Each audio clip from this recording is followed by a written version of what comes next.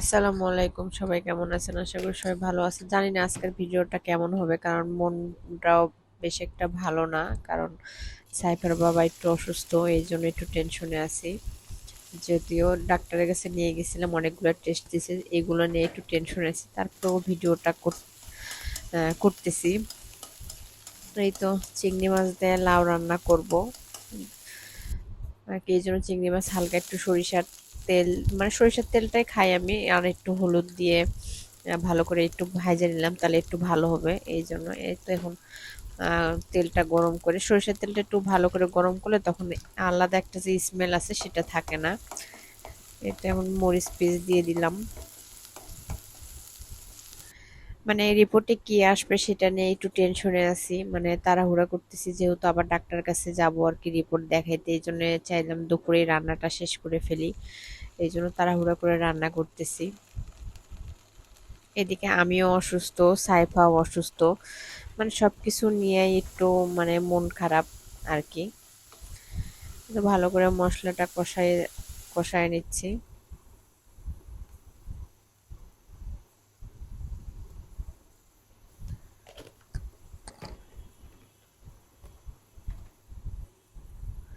মানে কখন কি সমস্যা আসে সেটা কখনোই কেউ ভাবে না। আর মানে এটা ভাবারও কোনো ইয়ে থাকে না, মানে কি বলবো আমি, মানে বুঝতে পারতেছি না। এই তো সবগুলো মশলা দিয়ে দিলাম আর কি, দিয়ে একটু হালকা মশলাটা একটু ভালো করে কষে নিয়ে পরে লাউটা দিয়ে দিব আর কি।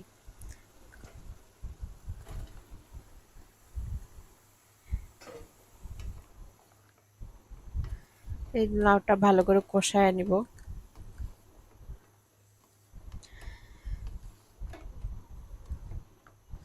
মানে আল্লাহ কখন কাকে সুস্থ রাখে কখন কাকে অসুস্থ রাখে সেটা উপরওয়ালাই একমাত্র বলতে পারে। তারপরেও সবার জন্য দোয়া করি, সুস্থটা একটা আল্লাহর দেওয়া একটা অন্যরকম একটা নিয়ামত। সুস্থ থাক। এই তো লাউটা চিংড়ি মাছ দিয়ে ভালো করে কষায় নিচ্ছি।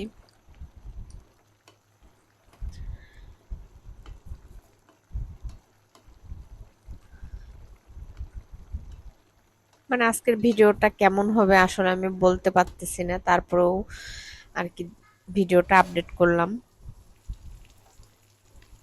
এই তো এদিকে মানে কাতল মাছ নিয়ে আসছে, সেটা দিয়ে ধুন্দুল দিয়ে রান্না করবো আর কি। এই জন্য মাছটা একটু ভালো করে ভেজে নিচ্ছি। ধুন্দুল দিয়ে একটু চিংড়ি মাছটাই ভালো লাগে, যেহেতু চিংড়ি মাছ দিলে নাও রান্না করলাম, এই জন্য চিন্তা করতেছি ধুন্দুল দিয়ে আর কি কাতল মাছটা রান্না করে ফেলি। এই তো সবগুলো মশলা আর কি দিয়ে দিচ্ছি।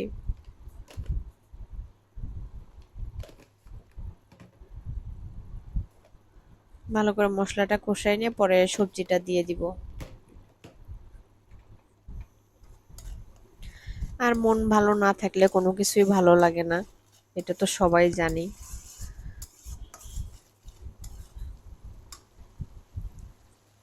মানে আমি কি রান্না করতেছি আমি নিজেও জানি না যে কেমন হয়েছে বা কেমন কি রান্না করতেছি। এই তো এখন সবজিগুলো দিয়ে দিলাম আর কি। এই সবজিটা ভালো করে কষে নিয়ে পরে একটু ঝোল দিয়ে মানে মাখা মাখা করবো আর কি, বেশি ঝোল রাখবো না, যেহেতু দুটাই ঝোলের তরকারি হয়ে গেছে। এই তো চিংড়ি মাছ দিয়ে লাউ তরকারি প্রায় রান্না শেষ।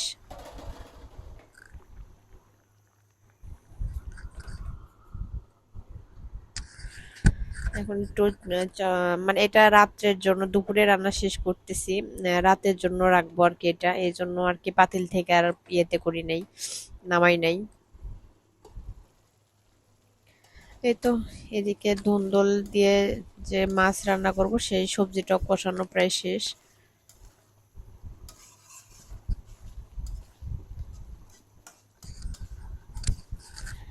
ভালো করে কষিয়ে নিচ্ছি। আর আপনারা হয়তোবা কণ্ঠ শুনে বুঝতে পারতেছেন আমার একটু ঠান্ডা লাগছে, এই জন্য হয়তোবা কণ্ঠটা একটু অন্যরকম মনে হতে পারে।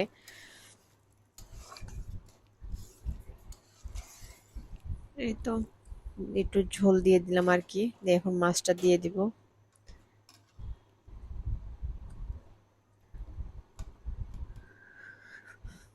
মানে আমি কি রান্না করতেছি আমি নিজেও জানি না।